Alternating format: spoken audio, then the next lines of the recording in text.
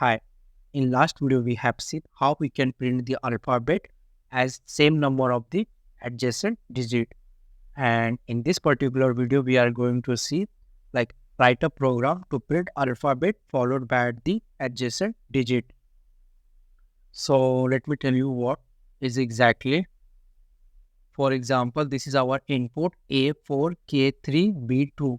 So if you remember in the last video what we have did, if A4 it means we have printed A4 time. But in this video we are not going to do like this. What we want is, for example, after A, if it is a 4, then what we have to do, we have to print fourth element which is present after the A. So if you count, see, after A, then B, C, D, E. So E is the alphabet or character which is present at fourth place after A. And the same if you see for the K. So after K, if you count the three next character, L, M, N. So because of that only we have printed N. And if you see B, so after B, then C, D. So D we have printed. So like that we have to print. So this is our requirement. So let me copy this input and paste here. And here you can take any variable. For example, let it be input only. And this should be inside the single quote. You can either take single quote or double quote. Yeah. So this is our input string. And to start, please like and subscribe my channel. Yeah, so let's start. So we have an input string and we know what we have to do. So again, I need to iterate each and every character which is present inside the input string. So for that, I'm going to use the for loop. So again, for each element in the string, not string, in the input, what I want, one second. So for each element in the input, what I want, first I will check whether it is the, and one more thing here, it should be A. Yeah. So for each element in the input, first I will check whether it is the alpha or not. So I hope you remember in the last video only we have seen how we can check. For that we have a if that element dot is alpha. Is alpha. Then at that time what I want, same I want to store in the OP. So OP plus that particular character. And if you remember, if we are using the OP or any variable, we need to declare that one at starting. So OP equals to, yeah, empty string. So if this is the alpha, then I want to store in the OP as it is. But here also I want to store in the one more variable which is previous. Previous. You can take any variable, it is not compulsory. So here also I want to store that particular character. And if it is not a alpha, it means if it is a number,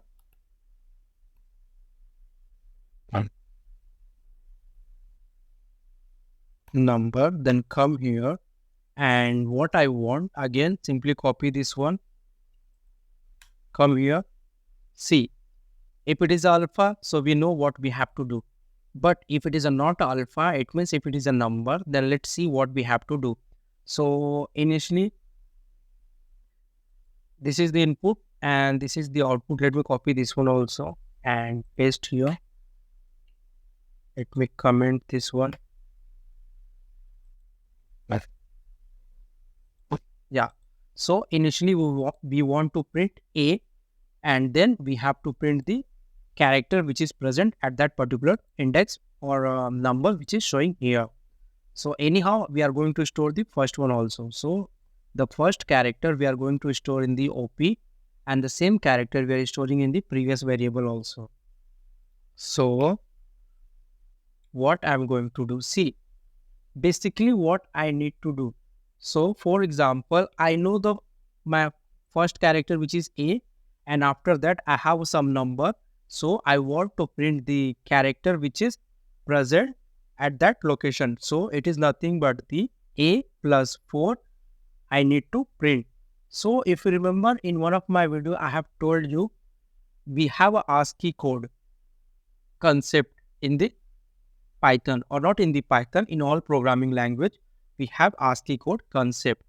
And the ASCII code is nothing but the number number or integer representation of the any character. So if you are not getting, let me tell you what exactly I want to try. Let me comment this entire thing. Yeah, forget about these things.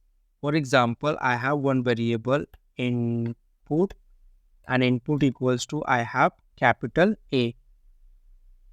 And if I want to check the what is the integer value assigned or ASCII value assigned or any number assigned to this particular character to identify. So how we can check? Let me show you. We have ORD. This is inbuilt function provided by the Python only, and we need to specify the variable name. For example, input. And let me run. See, it is showing 65. And if you remember at that time also, I have told you, like for capital A, we have a 65, like capital B 66, capital C 67, like that. So let me show you for the capital B, and let me run. See, 66. And if you see for the capital C, so 67, like that up to Z. So with the help of this ORD, we can find the what is the number or ASCII code assigned to this particular character. And if you see for small a, and let me run small a, it is a 97. And if you see here what I want, after a, I want to print the fourth character. So what will be the ASCII value of that fourth character? So see, after a, what is the fourth character or alphabet? C. D, C, D, E. So E. So let me check for E. Small e. See, for A it is a 97, and for E, let me show you, it is a 101. It means we have this value with A, and with A, and with the help of the ORD, we can find the what is the ASCII code or integer value is assigned to that particular variable. And after we getting that particular number or ASCII code, we can add this digit, and we will get exact the output what we are looking. So for example, initially it is a 97 for the A, and we have a 4. So 97 plus 4 is nothing but the 101. And one more twist is there. From character, we can find what is the ASCII value or ASCII code or any integer value assigned to that character or that alphabet. So vice versa, we can also do. For example, from the number or ASCII value, we can find the what is the character assigned to that one. So let me show you what I'm trying to say. For example, I have 101, and for that we have a CHR. Let me run. See, it's showing E. So with the help of ORD, what we can find? We can find the ASCII code or ASCII value or integer value of any alphabet or character. But with the help of CHR, we can find the character or alphabet from any number. So this is very important concept. Keep in mind, we have to use this concept to solve this problem. So let me remove these things. I hope you get clear idea. Let me uncomment this entire thing. Yeah. Let me comment this line, otherwise we will get error. So we know up to this we are clear, but we have one more value, previous. So this previous is nothing but the character, but we want number. So we can add that number with this particular number. So what we will do ORD, and we will convert into the number.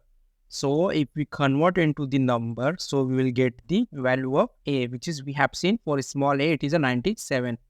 Then what I want to plus that this one, this number value. So initially it will check for each element in the input. If it is is alphabet, then it will come here. If it is not alphabet, it means if it is a number, then come here. And at that time, I want to plus that number. So it will come here and add here. So basically this A is nothing but the 97 and this X is nothing but the 4. So 97 plus 4 equals to 101, and 101 is nothing but the value for E. We have seen already. So this entire value is going to return the 101. But again problem, see, even we get 10, it is not useful because we don't want number, we want the actual value or character or alphabet. So what we can do, see, 1 second, this entire value is going to return the 101. How? See, this ORD, this previous is nothing but the A, and this ORD is nothing but going to return the ASCII value for the A. So ASCII value for small a is the 97. So 97 plus 4 is nothing but the 101. So this entire value is going to return the 101. But we don't want number, we want character or alphabet. So if you seen, I have shown you, we have CHR function which is used to convert any number to particular character or alphabet. So this entire thing is going to return the 101, and this CHR is again going to convert or again going to return the particular character or alphabet which is assigned to that particular ASCII code. And after that, I'm going to store in the OP. So initially we have OP equals to A. So A, then we are going to concatenate entire thing with the along with the A only. So this entire value is going to return the E. So it will print A, E. Then again it will come here, it will check, oh, K is the alpha. Then again it will simply add here. So initially it is a A, E, then K. Then again it will go here and check, oh, it is a number. So it will come here, it will not go here. It will come here. Then again, what it will do. So X equals to 3. See here previously 3. So 3, not 3, K. So K, so it will convert K into the number. So it will return a particular number, and at that time, and after that, it will add that particular number which is 3, and entire things again going to return that particular character. Like this, it will work. And at last, what we have to do, print, then OP. Let me run. We are getting one error. Let me see, 1 second. Unsupported operand type for int and string. Again, there is a one same issue. This X is nothing but element which is present in the string. And if you want to add this string and this one, so see, if you want to perform the mathematical operation or arithmetic operation, then both the left and right part should be integer only. So I want to add this one with this. So this should be integer. So this is how we can do the typecasting. Let me run. See, A, E, K and B, D. So I hope you get clear idea how we can write a program for following requirement. So thank you so much for watching this video, and please like and subscribe my channel. Bye.